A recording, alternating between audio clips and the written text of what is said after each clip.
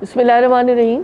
किसी ने मुझसे सवाल किया कि बंदिश का क्या मतलब है। आम तौर पर इससे क्या मतलब लिया जाता है। देखिए, बंदिश का लफ्ज़ी मानी है गिरा लगाना, नॉट। तो बंदिश का अगर यूँ मफ़हूम लिया जाए कि अल्लाह ताला ये काम करना चाहते हैं और बंदा नहीं करने देता, तो ऐसी बात हरगिज़ नहीं है।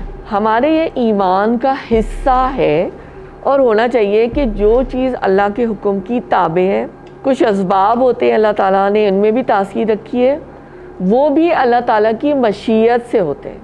अब दूसरा नुक्ता ये है कि जैसे अल्लाह ताला कुरान में फरमाते हैं, सूरह बकरा आयत नंबर 102, वो लोग किसी को जादू के ज़रिए नुकसान नहीं पहुंचा सकते थे मगर अल्लाह के हुक्म से। बंदिश से क्या मुराद है? जादू, आसेब, जिन, नज़र बद। अब उसके अंदर हसद भी आ जाता है क्योंकि हसद की नज़र बहुत बुरी होती है। तो नज़र बद का असर किन चीज़ों पर होता है? ज़ाहिर है इंसानी जान, शक्ल सूरत, शख्सियत, माल, आवाज़, हुस्न या कोई भी नेमत, उसके ऊपर नज़र हो सकती है। बंदिश किन चीज़ों पर होती है?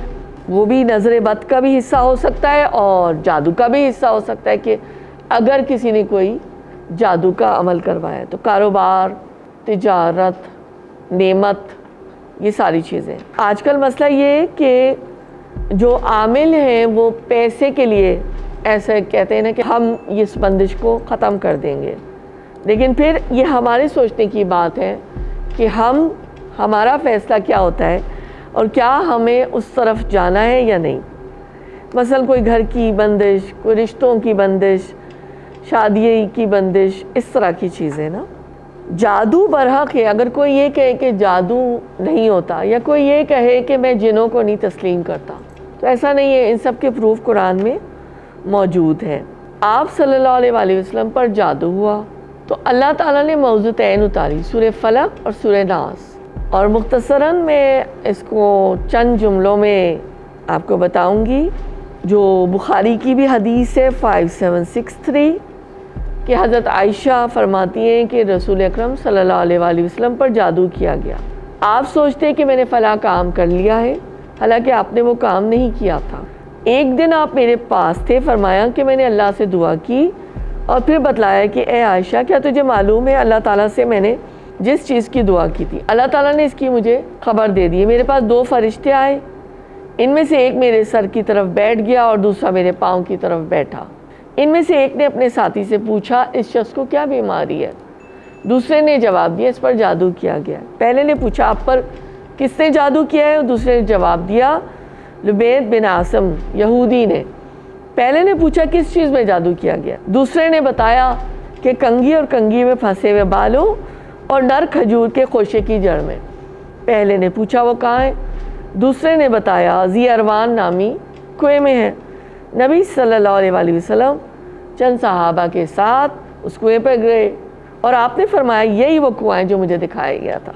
उसका पानी मेहंदी के रंग जैसा था और उसके पास जो खजूरें थीं वो शैतान के सरों की मानंद थी। आपने जादू की हुई चीज़ों को निकलवाया और उसके बाद आप बिल्कुल ठीक हो गए। अच्छा, अब हमको देखना ही है कि हमें अल्लाह से कैसे मदद तलब करनी है ना। बहुत सारी ऐसी चीज़ें हैं जो हमें कुरान और हदीस में बताई गई हैं। इससे ना हमें अल्लाह की पनाह में हम आ जाते हैं, हिफाजत में आ जाते हैं। और ये सब चीज़ें जो हैं, ये अगर कुछ हो भी रही हैं तो उससे हम बहुत ज़्यादा हद तक महफूज रहते हैं। अल्लाह के बहुत ऐसे बंदे जिनको मैं जानती हूँ कि जिनका कुरान और अस्कार से बहुत गहरा ताल्लुक़ था और उनके ऊपर कभी भी किसी चीज़ का असर नहीं हुआ। ये जो बंदिश की बात होती है, आम लफ्ज़ इस्तेमाल किया जाता है। सबसे पहले तो यही है कि हर वक्त पाकी का एहतमाम हो, बावजूद रहें, कुरान पाक की कसरत से तिलावत हो, ज़िक्र की पाबंदी हो, और फिर ये कि 5 वक्त नमाज़ों की पाबंदी हो, अल्लाह ताला की ज़ात पर कामिल यकीन हो, पुख्ता यकीन हो। सुबह शाम के जो अस्कार ज़िक्र बताए गए हदीस में, कुरान की दुआएँ हैं और हदीस की दुआएँ, ये मसनून दुआएँ होती हैं।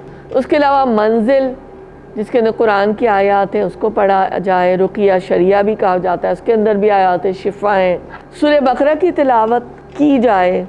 मुस्लिम की 780 नंबर हदीस, हज़रत अबू हुरैरा रज़ियल्लाहु ताला अन्हु कहते हैं कि रसूलुल्लाह صلی اللہ علیہ وسلم نے فرمایا تم اپنے گھروں کو قبرستان مت بناؤ، بے شک شیاطین اس گھر سے بھاگ جاتے ہیں جہاں سورہ بقرہ پڑھی جائے۔